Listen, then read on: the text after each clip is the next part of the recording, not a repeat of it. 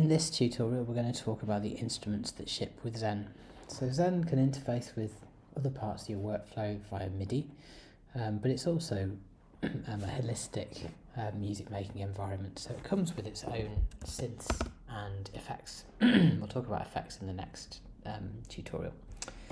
For time being, if you run instruments, you will get in your console a list of the instruments that come with Zen.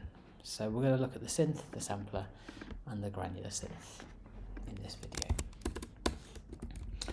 So whichever instrument you choose, they all have some generic parameters. They all inherit from a base instrument, which means that every single instrument will always have an N parameter for the MIDI note. So let's set that to 48 and then go s0.e, so it's trigger an event every 16 divisions of a cycle.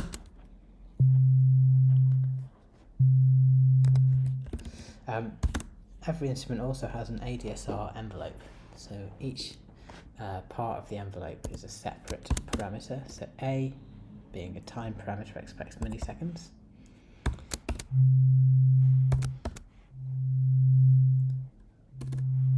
D, being a time parameter, also expects seconds. S is a level, so it's between 0 and 1.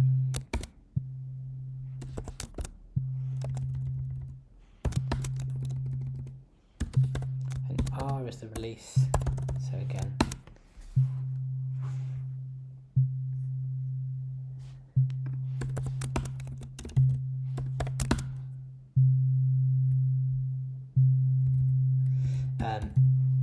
Other parameters are duration, how long it should last for, so this can be milliseconds, or we can convert beats to milliseconds.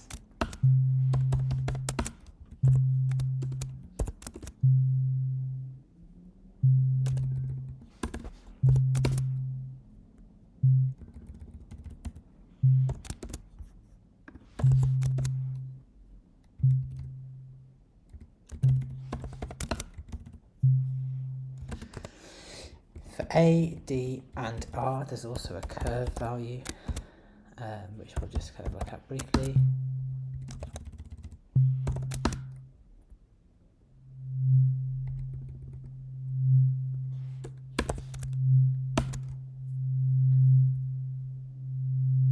So that's the shape of the curve that it for each segment uses.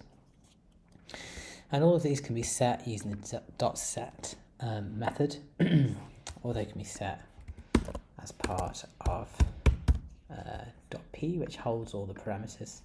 So I could set the n parameter using MIDI notation, for example. Let's say spread a 16 length D Dorian across 16 divisions. Let's get rid of this.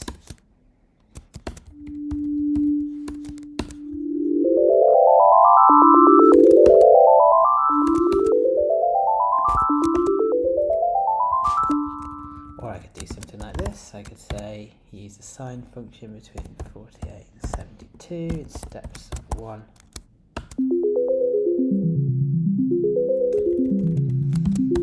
Or random. I could mutate it.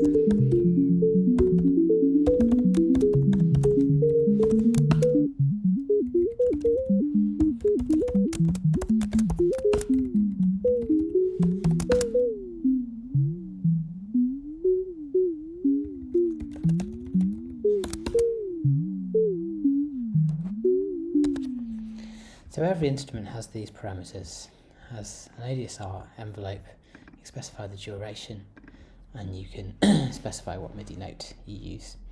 They can be set either statically on the dot set method, or you can put them as part of the collection that are held in .p.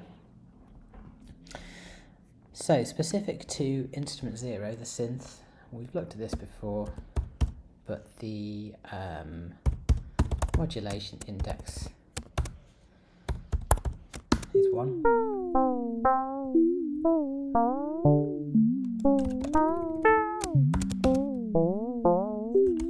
And the harmonicity, excuse me,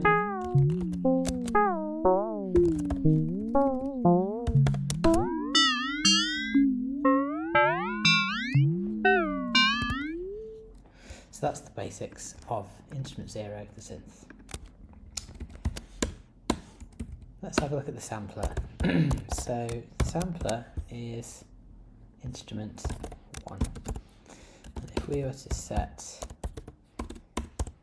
it to trigger an event, let's put bar. I was about to say there'd be no sound, but it's still cached from the last time I ran this.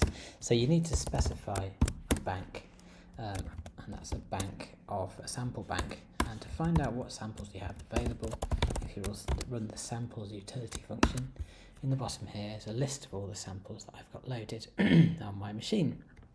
Zen ships with some basics ones, and there are ways that you can load your own samples, and I'll point you to that documentation at the end of this video.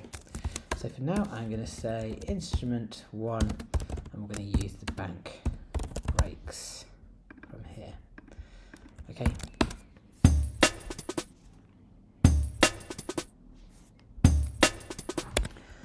So some useful parameters for the sampler is snap. You might recognise some of these parameter names from Tidal. Snap is the amount of divisions you should spread the sample across. So if we do 16, it should spread across one cycle. Let's increase the duration so it lasts the whole cycle.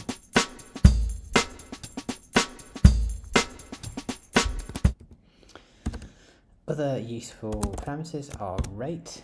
Now rate and snap are linked. So it looks for snap first, and then it uses rate as a multiplier of whatever kind of frequency the sample runs at. So we can set it to 0.5, and it will spread itself over the bar and then play an octave down or an octave up, or the same octave, or backwards.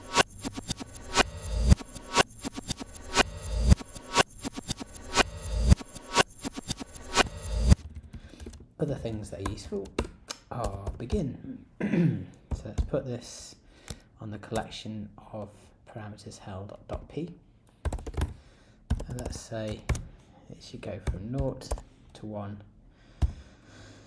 and it should take 4 cycles to get through that, which means in theory every time this gets triggered it'll get triggered kind of quarter of the way, incrementing across the sample start points.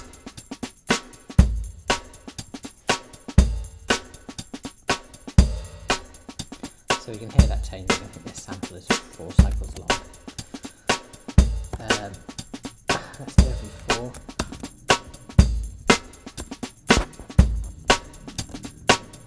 Let's cut itself so we don't get overlaps. Let's change this to 2. You can hear it kind of behaving slightly differently.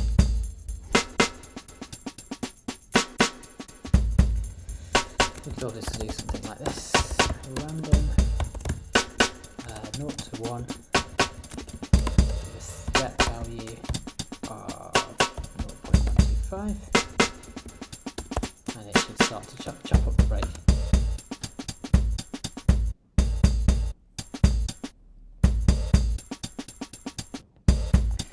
Let's do something more interesting with the rate now. So let's do s0.p.rate. Let's set it to either be 1 or 2.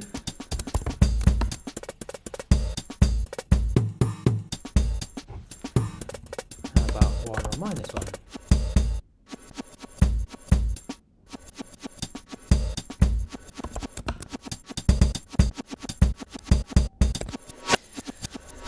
There's all sorts of fun you can have with that. You can even do something like sine from 1 to 2 over 4 cycles. Now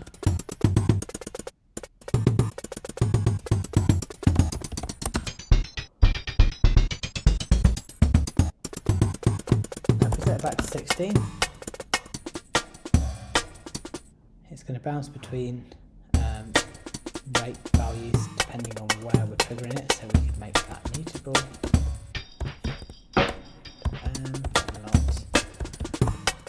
Not in between events.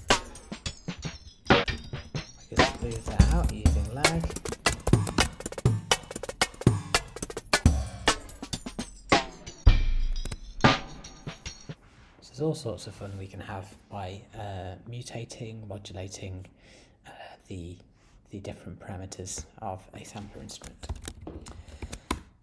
The granular instrument, again by doing set instrument 2, and again it inherits the same base instrument as the sampler, so a lot of the parameters are the same, even though the behaviour is slightly different. So we could do again bank break and just set it to trigger an event every 16 divisions.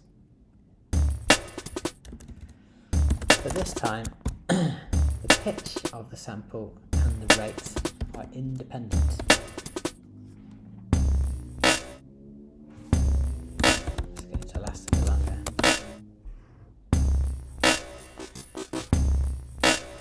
Let's again use snap to say it should last for 16.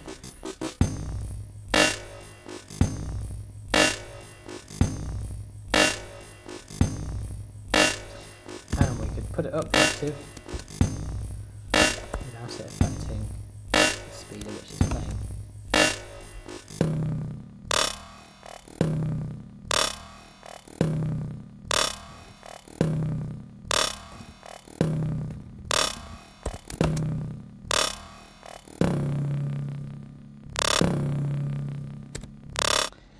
Again, all sorts of great fun you can have with that instrument.